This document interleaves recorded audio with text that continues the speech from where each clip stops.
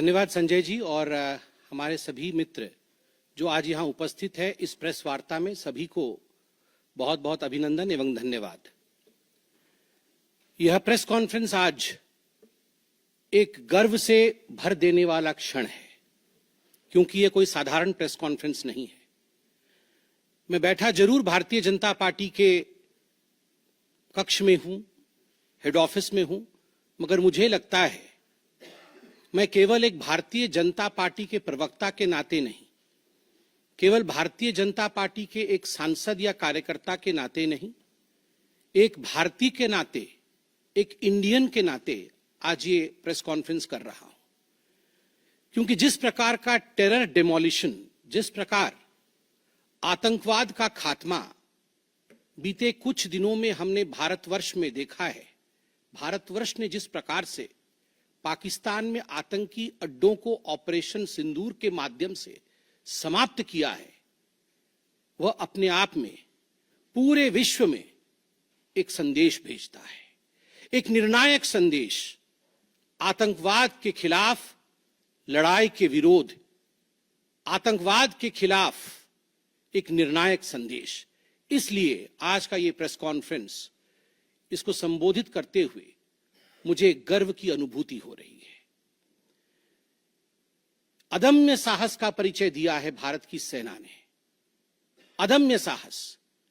आज भारतीय जनता पार्टी और हम सभी कार्यकर्ता, आज सारा भारत धन्यवाद करता है भारत की आर्मी का, भारत की सेना का, भारत की एयरफोर्स का, भारत की नेवी का और उन तमाम जाबाज सेनानियों का जिनके कारण आज ऑपरेशन सिंदूर सफल हुआ है।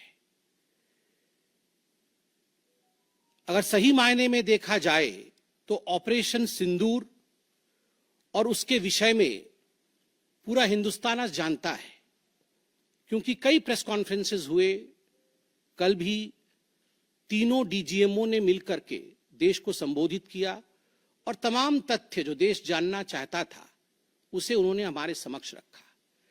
मगर मुझे लगता है कि एक आम नागरिक के भाषा में, बहुत साधारण भाषा में आज मैं आपको बताना चाहूंगा कि ये जो ऑपरेशन सिंदूर हुआ है, किस प्रकार से इससे हिंदुस्तान आतंकवाद के खिलाफ लड़ने में एक निर्णायक भूमिका हिंदुस्तान ने अदा किया है। आप सभी जानते हैं 22 तारीख का वो दिन, that unfortunate day on 22nd of April, जब पहलगाम में 26 लोगों का नृशंस हत्या कर दिया गया था आतंकवादियों द्वारा। वह आतंकवादी जो पाकिस्तान से आए थे, वह आतंकवादी जो पाकिस्तान द्वारा प्रशिक्षित किए गए थे, आतंकवादियों द्वारा प्रशिक्षित किए गए थे। उनमें 25 भारतीय थे और एक नेपाली नागरिक था। प्रधानमंत्री श्री नरेंद्र मोदी उस समय विदेश दौरे में थे, सऊदी अरब में थे। प्रधानमंत्री नरेंद्र मोदी तुरंत भारत लौट के आते हैं और उन्होंने जनता की बात को सुना। जनता ने उस समय एक मांग रखी कि आतंकवाद के ऊपर हमला हो, हमें बदला लेना है पहलगाम के इस आतंकवादी हमले का। प्रधानमंत्री ने बिहार की भूमि से ऐलान किया और यह वादा किया कि मैं वादा करता हूं कि जो आपकी इच्छा है कि आतंकवाद के खिलाफ हमला होगा, हम पहलगाम के इस आतंकवादी हमले का बदला लेंगे। We will avenge the death of 26 people. प्रधानमंत्री ने कहा यह जो बदला होगा यह आतंकवादियों के कल्पना से बाहर का बदला होगा, और जो बदला हुआ वो आतंकवादियों के कल्पना के बाहर का बदला था। प्रधानमंत्री जी ने कहा कि हम घुस के मारेंगे और मिट्टी में मिलाएंगे आतंकवादी के ठिकानों को, और आतंकवादियों के ठिकानों को प्रधानमंत्री नरेंद्र मोदी जी के निर्णय ने और हमारे सेना के अदम्य साहस ने मिट्टी में मिलाने का काम किया। यह वादा प्रधानमंत्री नरेंद्र मोदी जी का था। 22 तारीख से 7 मई तक लगभग ये 14 दिन आप सभी ने देखा पूरे भारतवर्ष में एक प्रकार से एक माहौल टेंशन का था, प्रेशर का था कि तुरंत निर्णय किया जाए, तुरंत एक्शन में आया जाए। बहुत सूझबूझ के साथ सोच समझ करके, स्ट्रैटेजी के साथ, पाकिस्तान भी जानता था कि हमला होगा, एयर स्ट्राइक पहले हो चुका था, किस प्रकार सर्जिकल स्ट्राइक पहले हो चुकी थी। पाकिस्तान पूरी तरह जानता था कि इस बार भी छोड़ा नहीं जाएगा, मगर उसके बावजूद पाकिस्तान इतना दिमाग लगाने के पश्चात वह डेट नहीं जान पाया जिस दिन यह हमला होना था। 22 तारीख से 7 तारीख के बीच में कुछ नॉन मिलिट्री एक्शंस जिन्होंने पाकिस्तान को कमजोर किया, वह प्रधानमंत्री नरेंद्र मोदी जी ने और भारत की सरकार ने लिया। ये जो ऑपरेशन सिंदूर है, इसका एक मिलिट्री पोर्शन है तो एक नॉन मिलिट्री पोर्शन भी है। और नॉन मिलिट्री पोर्शन में सबसे बड़ी बात, इंडस वाटर ट्रीटी, जो सिंधु नदी समझौता 1960 का था, उसे स्थगित किया गया, अबेयंस में रखा गया। आप सभी जानते हैं लगभग 90% पाकिस्तान जो है इसी पानी पर निर्भर करता है। लगभग 80% उनका जो कृषि है इस पानी पर निर्भर करता है। इस पानी को यदि रोक दिया जाए तो पाकिस्तान की 1/4 जीडीपी गिर जाती है। इस पाकिस्तान को अगर इस पानी से वंचित रखा जाए तो पाकिस्तान के हालात वैसे होंगे कि उनकी जीडीपी लुढ़केगी, कृषि लुढ़केगा। केवल कृषि और जीडीपी नहीं, उनके पावर कट्स होंगे और इस प्रकार का माहौल पाकिस्तान में पैदा होगा कि पाकिस्तान एक फ्रजाइल स्टेट के रूप में, अभी भी फ्रजाइल है, और फ्रजाइल स्टेट के रूप में वो सामने आएगा। झेलम और चिनाब अब संपूर्ण रूप से भारत सरकार के अधिकार में है, अधिकार क्षेत्र में है। और जिस प्रकार से यहां हम बांध बनाने की और रिवर को आगे बढ़ाने की बात कर रहे हैं, नए रिजर्वायर, इरिगेशन और हाइड्रो पावर से जम्मू कश्मीर, लद्दाख, पंजाब एवं हरियाणा, इन राज्यों को बहुत फायदा मिलने वाला है। ये कहा गया कि पानी और खून एक साथ नहीं बहेगा। मित्रों, जरा सोच के देखिए, 50 वर्षों तक जो संभव नहीं हुआ था, किसी भी युद्ध में यह संभव नहीं हुआ था कि इंडस वाटर ट्रीटी को रोक दिया जाए। जो संभव नहीं हुआ था वह असंभव काम संभव हुआ इस बार। अटारी वाघा बॉर्डर को भी रोक दिया गया।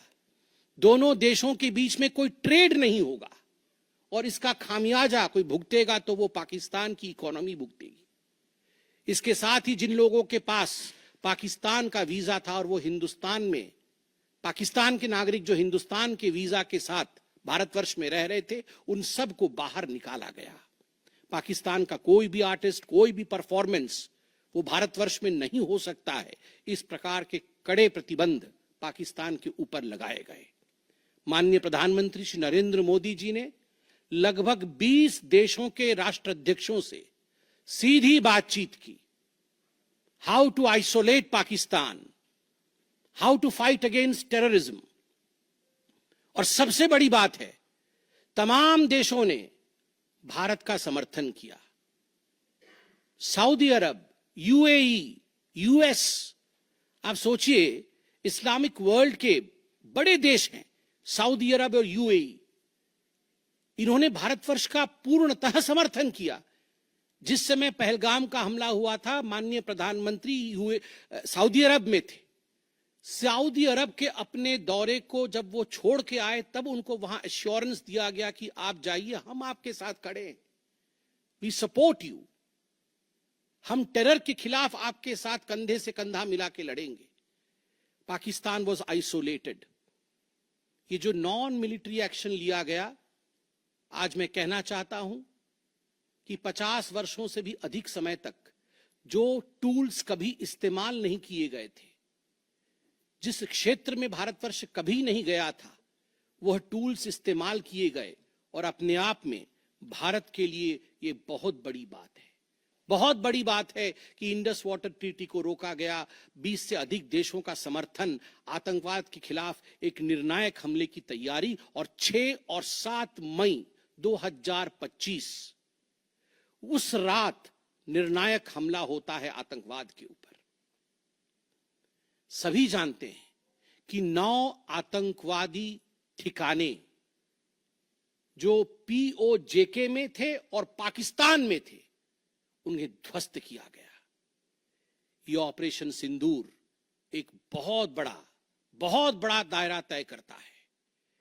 इसने पूरे विश्व को दिखाया कि भारतवर्ष क्या कर सकता है।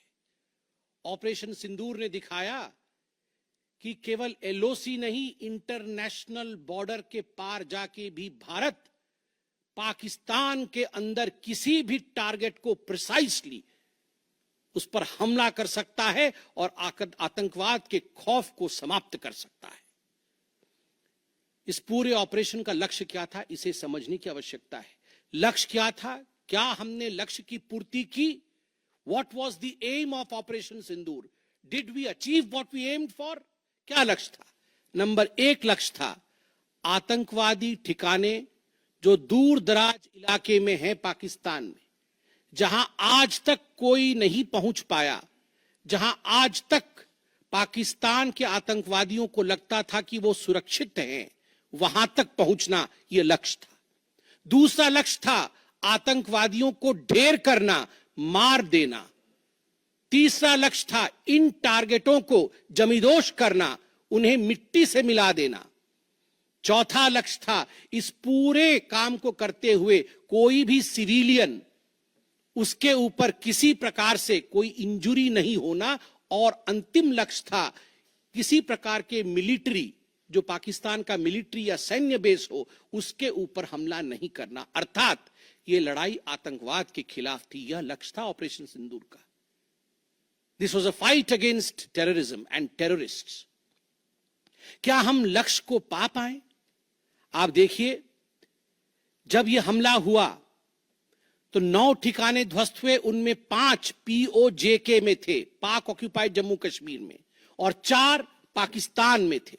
सबसे बड़ी बात है, पहली बार पंजाब प्रोविंस, जो कि पाकिस्तान का एक बहुत स्ट्रेटेजिक लोकेशन है, पंजाब प्रोविंस उनका हृदय है पाकिस्तान का, उसके अंदर भारतवर्ष घुस करके आतंकवादियों का सफाया करता है। यह अपने आप में छोटी बात नहीं है। This is a big achievement as far as Operation Sindoor is concerned. लश्कर तैयबा, जैशे मोहम्मद, हिजबुल मुजाहिदीन, इनके ठिकाने ध्वस्त होते हैं। और मैं यहां वो नाम पढ़ना चाहूंगा। ये जो 9 नाम है, 9 आतंकवादी ठिकाने, मैं आज देश से अपील करना चाहूंगा, तमाम भारतीयों से अपील करना चाहूंगा कि ये नाम हमें स्मरण करना है। आने वाले 100 वर्षों तक हमें इन नामों को याद दिलाते रहना है, दोहराना है। जब भी आतंकवाद सर उठाए तो हमें ये चित्र दिखाने हैं कि तुम्हारा क्या हश्र किया था ऑपरेशन सिंदूर ने, भारत की सेना ने, भारत की राजनीतिक इच्छा शक्ति ने और भारतीयों ने। इसलिए मैं नाम पढ़ना चाहूंगा। सवाई नाला कैंप मुजफ्फराबाद, जो POJK में है, 30 किलोमीटर दूर है एलओसी से, उसे ठिकाना लगाया गया। लश्कर तोयबा का ट्रेनिंग सेंटर था।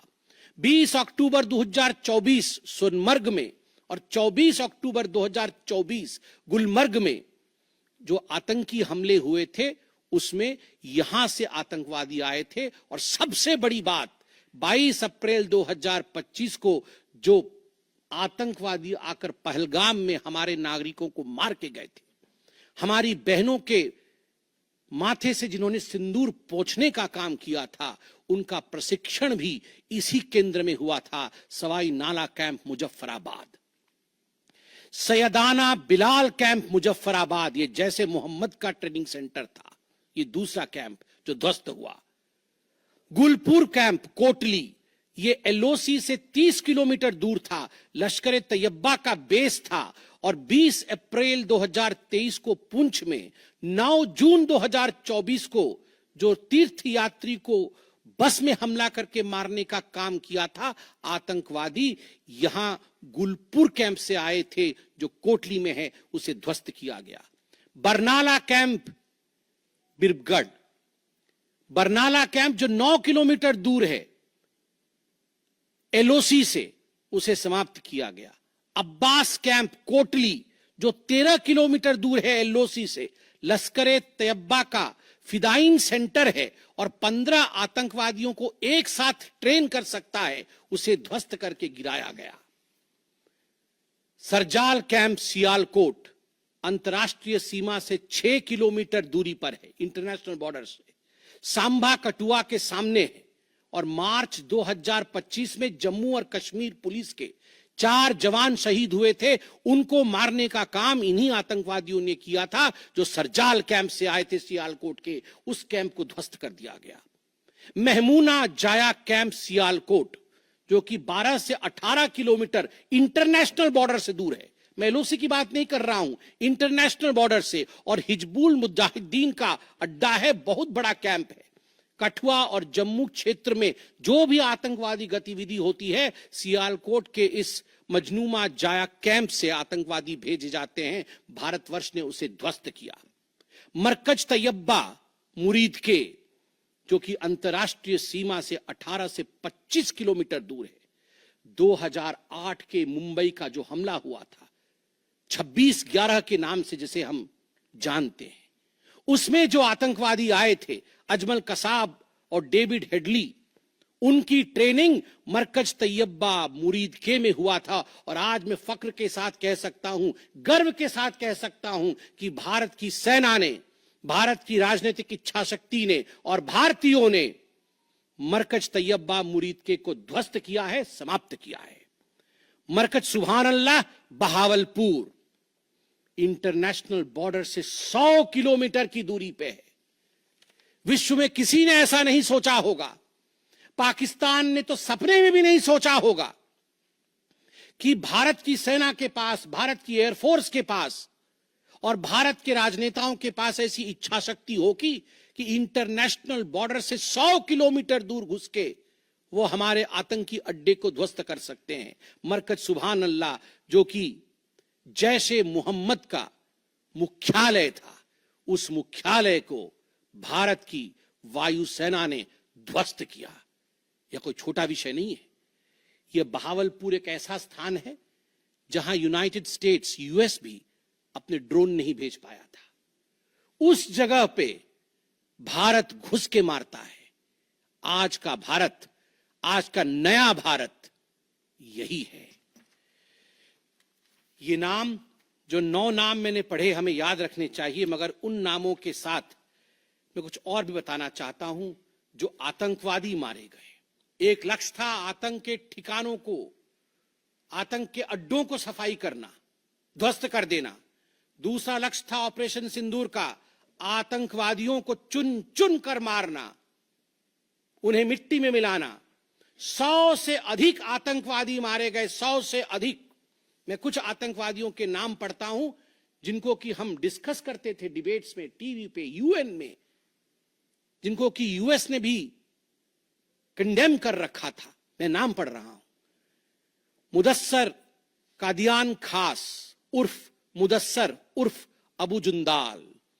अबू जुंदाल नाम से हम जानते थे इस आतंकवादी को। और जो लश्कर तैयबा का आतंकवादी था, वो मरकज तैयबा का जो मुरीदके में है, उसका इंचार्ज था।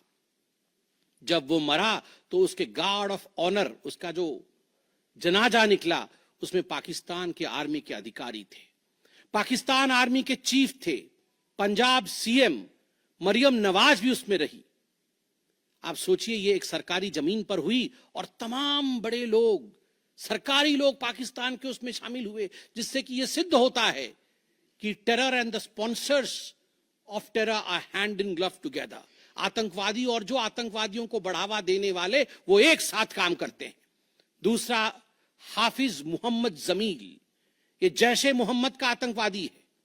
ये ब्रदर इन लॉ, साला था मौलाना मसूर अजहर का, और इंचार्ज था मरकज सुभान अल्लाह बहावलपुर का, वह भी मारा गया।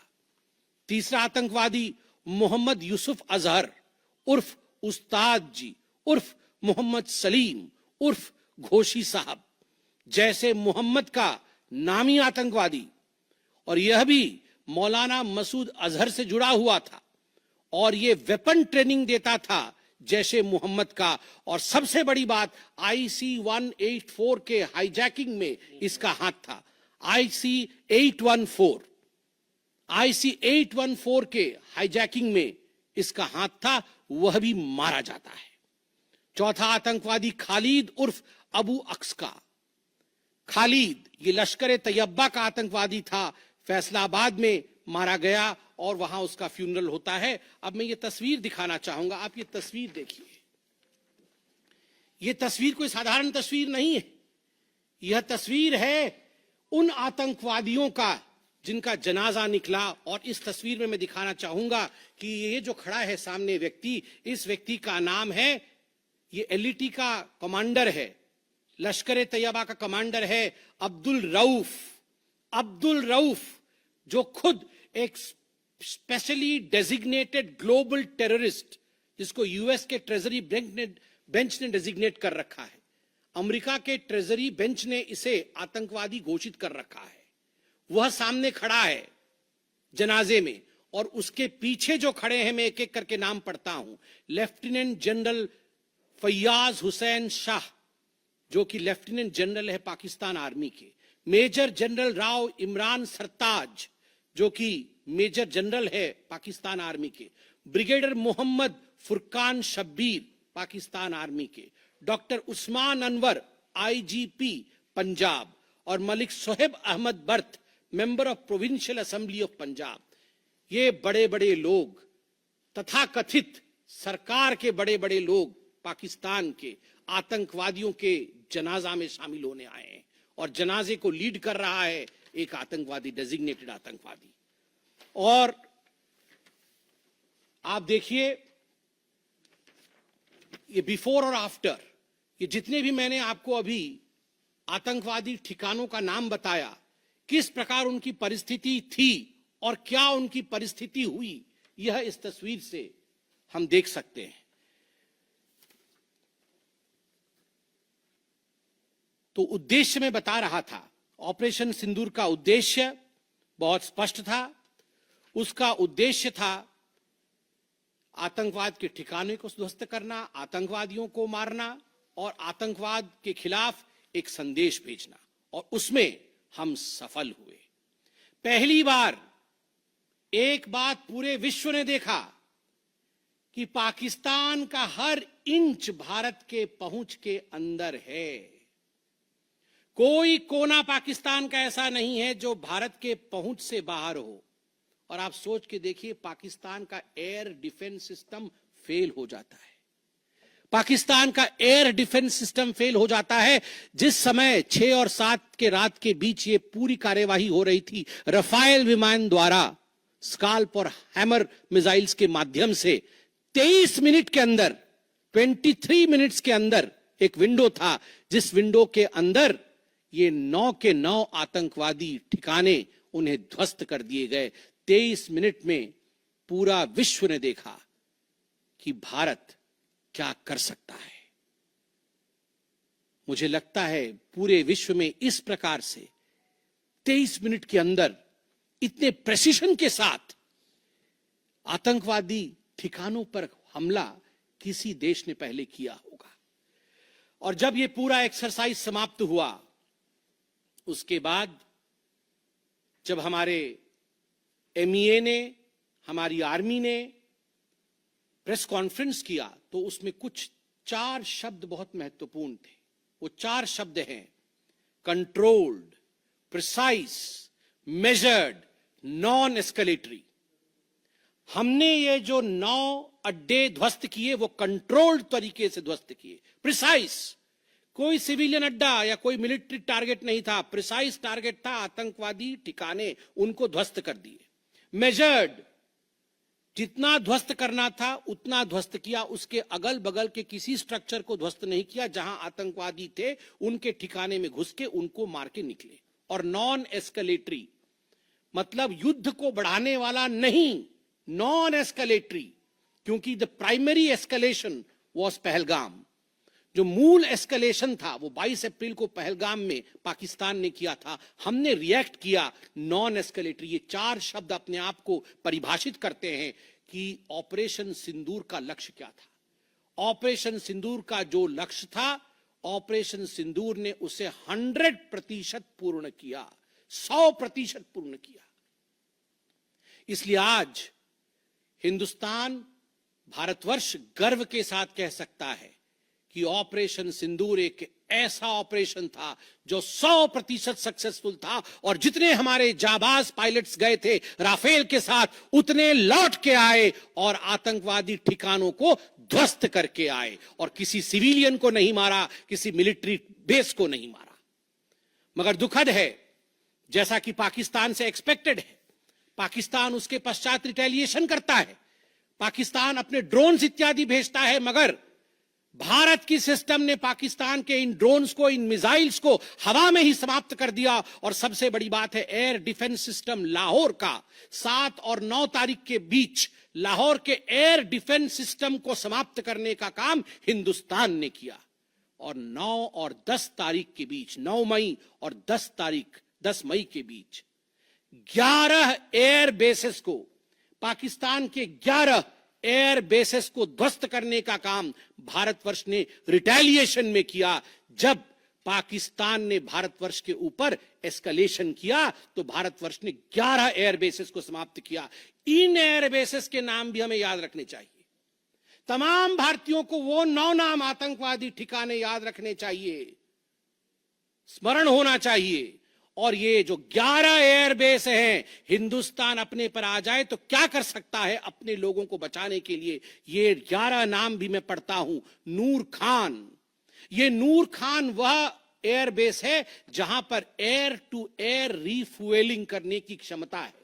हवा में उड़ रही हो अगर आपका विमान, तो एयर टू एयर रीफ्यूएलिंग यही नूर खान से हो सकती है। जब भारत ने नूर खान को ध्वस्त किया तो जो जहाज थे पाकिस्तान के, उनके पास वो क्षमता नहीं रही कि वो हवा में अधिक समय तक युद्ध कर सके, उन्हें नीचे उतरना ही पड़ा। नूर खान, रफीकी, मुरीद, सुक्कूर, सियालकोट, पसरूर, चुनियान, सरगोदा, स्कारू, भुलारी और जकोबाबाद, ये तमाम मैं फोटोज लेके आया हूं। जकोबाबाद का ये फोटो देखिए, क्या था पहले और क्या हुआ बाद में, क्या था पहले और क्या हुआ बाद में, आप देख सकते हैं परखच्चे उड़ गए। यह है प्रिसीशन ऑफ इंडियाज अटैक। तमाम फोटो हैं यहां पे, किस प्रकार से हमने एक एक करके उनके एयर बेसेस को समाप्त किया। आप देख सकते हैं सारे एयर बेसेस के हम फोटो लेके आए हैं, जकोबाबाद से लेके बाकी तमाम। क्योंकि आपने ये सब देखा हुआ है, मैं अधिक समय नहीं लूंगा। आर्मी ने आपको दिखाया है, डीजीएमओज ने आपको दिखाया है, इसलिए मैं इसको आपको दिखा के दोबारा, I would not like to take much time, but मैं रिमाइंड करना चाहूंगा कि 11 एयर बेसेस को हमने ध्वस्त किया। और इसमें एक बड़ा विषय है, पहली बार विश्व में किसी देश ने एक न्यूक्लियर कंट्री के अंदर घुस करके उनके एयर बेसेस को समाप्त करने का काम किया। पाकिस्तान एक न्यूक्लियर कंट्री है, उसके अंदर घुस करके उनके एयर बेसेस को 20% पाकिस्तान के एयरफोर्स के इंफ्रास्ट्रक्चर को भारतवर्ष ने नाकाम कर दिया। 20% of PAF's infra was destroyed by India. Just imagine, एक न्यूक्लियर कंट्री है, उसमें घुसकर मारना, यह अपने आप में पूरे विश्व में पहला इंस्टेंस है। और भुलारी एयरबेस में 50 PAF पाकिस्तान एयरफोर्स के जवान मारे गए, जिसमें स्क्वाड्रन लीडर उस्मान यूसुफ भी मारे गए। कुल मिलाकर के 9 आतंकी ठिकाने, 11 एयरबेस, 100 से अधिक आतंकी, 50 जवान और अपनी इज्जत, यह पाकिस्तान ने खोया है। I repeat, what Pakistan has lost via operation Sindoor, 9 आतंकी ठिकाने, बड़े बड़े आतंकी ठिकाने, 11 एयरबेस, 100 से अधिक आतंकवादी, 50 से अधिक जवान और अपनी इज्जत, यह पाकिस्तान ने खोया है। यह झटका पाकिस्तान सह नहीं पाया और उनके डीजीएमओ का 10 तारीख को ही फोन आया। और उसके पश्चात मैं कहूंगा यह सीज फायर नहीं, ये एक अंडरस्टैंडिंग है। ये एक अंडरस्टैंडिंग है कि यदि भविष्य में किसी प्रकार का कोई भी आतंकी हमला होता है तो ये अंडरस्टैंडिंग तोड़ दी जाएगी। हमने करके दिखाया है, जो पहले कभी नहीं हुआ था वो हुआ है इस बार, अंदर घुस के मारा है हमने, ये एक अंडरस्टैंडिंग है। और सबसे बड़ी बात है, पाकिस्तान में उनके मौलाना, उनके मौलवियों ने पाकिस्तान का साथ नहीं दिया, मगर हिंदुस्तान की एकता देखिए, हिंदुस्तान का भाईचारा देखिए, पूरा देश एक होकर खड़ा हुआ, पूरा देश सेना के पीछे, सेना के अदम्य साहस के पीछे, हमारी राजनीतिक इच्छा शक्ति के पीछे पूरा भारत एक होकर खड़ा हुआ। और आज मैं कहना चाहता हूं कि आज पाकिस्तान पूरे विश्व में अलग थलग पड़ा है। पहले भी ऐसे वक्त थे, अनेकों प्रयास भारतवर्ष करता था। पहले हम सबूत देते थे, प्रयास करते थे डोजियर के माध्यम से पाकिस्तान को प्रूफ दे आतंकवाद का। वो डोजियर लेती थी मगर उस पे काम नहीं करती थी। मगर आज नए भारतवर्ष ने पाकिस्तान को बख्शा नहीं है।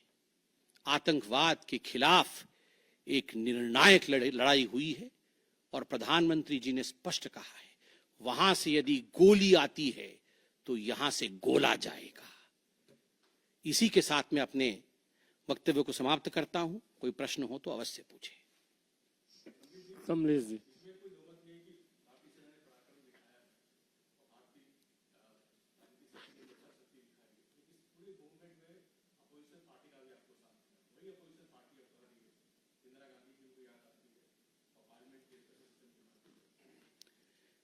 देखिए, मुझे लगता है आज का दिन पूरे भारत का दिन है।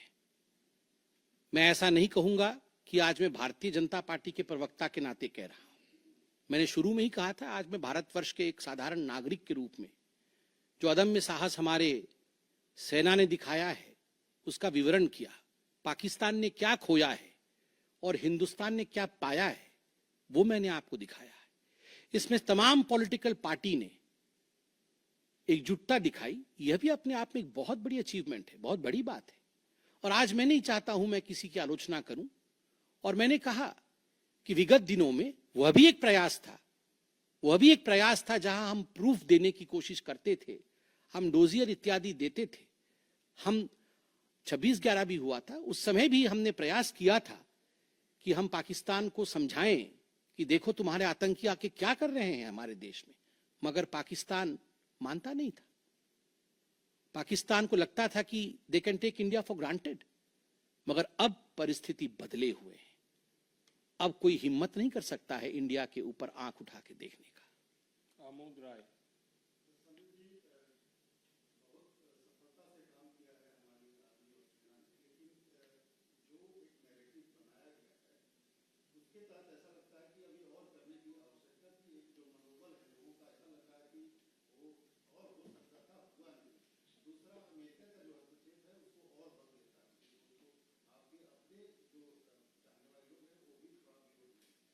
आपके दो प्रश्न हैं। पहला प्रश्न है कि बहुत सारी सफलताएं रहीं मगर लोगों के मन में और की इच्छा थी। दूसरा प्रश्न हस्तक्षेप को लेकर है। मैं दोनों का सटीक उत्तर दूंगा। नंबर 1, मैंने आपको इस प्रेस कॉन्फ्रेंस के माध्यम से आरंभ में ही बता दिया कि ऑपरेशन सिंदूर का लक्ष्य क्या था। ऑपरेशन सिंदूर के जो लक्ष्य थे, जो लक्ष्य परिलक्षित थे, वो प्रधानमंत्री जी ने डे 1 को ही बता दिया था। आतंकवाद के ऊपर हमला, कल्पना से परे सजा, आतंकवादियों को चुन चुनकर मारना और उनके अड्डों को ध्वस्त करना। और सेना के अदम्य साहस ने यह करके दिखाया। आतंकवादी अड्डे ध्वस्त हुए, आतंकवादी मारे गए। यह हमारा परिलक्षित लक्ष्य था। हमने अपने लक्ष्य को प्राप्त किया। और जिस समय एस्केलेशन भी नहीं हुआ था, उससे पहले ही हमने वो जो 4 शब्द प्रयोग किए, जिसका मैंने यहां विवरण रखा कि कंट्रोल्ड था, मेजर्ड था, प्रिसाइज था, नॉन एस्केलेटरी था, तो भारतवर्ष ने अपने लक्ष्य को पहले से ही निर्धारित किया हुआ था। इसलिए आपका यह कहना कि कुछ और होना था, मुझे लगता है कि हमने जो करना था वो हमने पहले भी कहा, करके भी कहा और उसे 100% हासिल किया। Operation Sindoor was 100% successful operation. 100% सफलतापूर्वक किया गया एक मुहिम था, एक ऑपरेशन था ऑपरेशन सिंदूर। जनेंद्र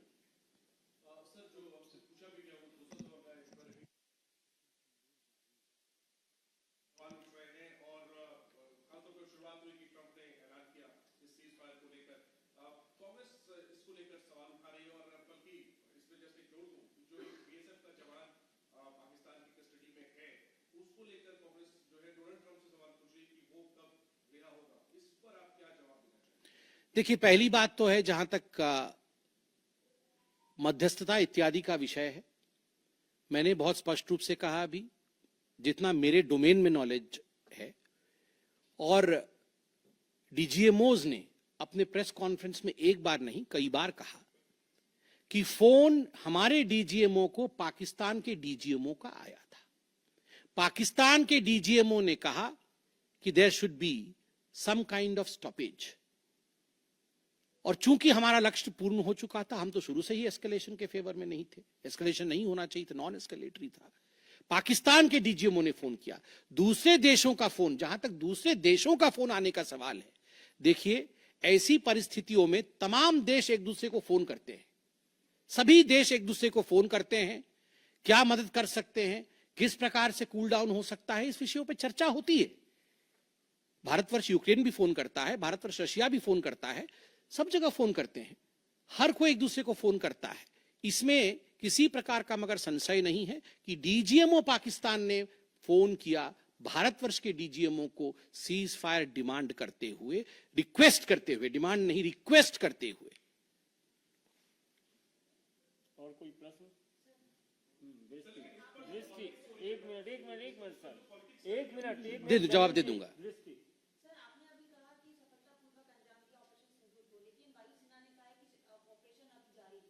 बिल्कुल, ऑपरेशन अभी जारी है, और मैंने कहा, माननीय प्रधानमंत्री जी ने स्वयं कहा है, गोली आएगी तो गोला जाएगा। तो अगर गोली आएगी तो गोला जाएगा, तो इसलिए ऑपरेशन सिंदूर समाप्त नहीं हुआ है। इंतजार कि अगर आंख उठाया तो उसका जवाब दिया जाएगा। देखिए, ये आपको क्या लगता है, इन प्रश्नों का जवाब कि जंग के लिए हमारी क्या तैयारी है, इसका जवाब प्रवक्ता देंगे। इसका जवाब तो जहां उचित फोरम में होना चाहिए वो देंगे।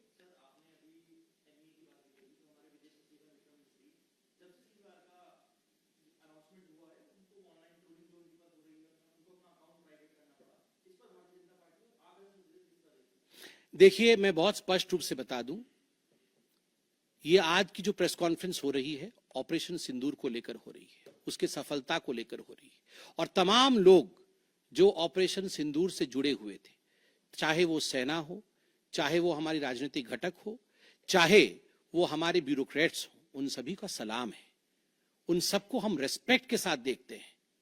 और सही बात है, सोशल मीडिया एक टूल जरूर है, मगर सोशल मीडिया के आधार पर यह कह देना कि किस प्रकार से देश आगे बढ़ेगा, यह निर्णय नहीं हो सकता है।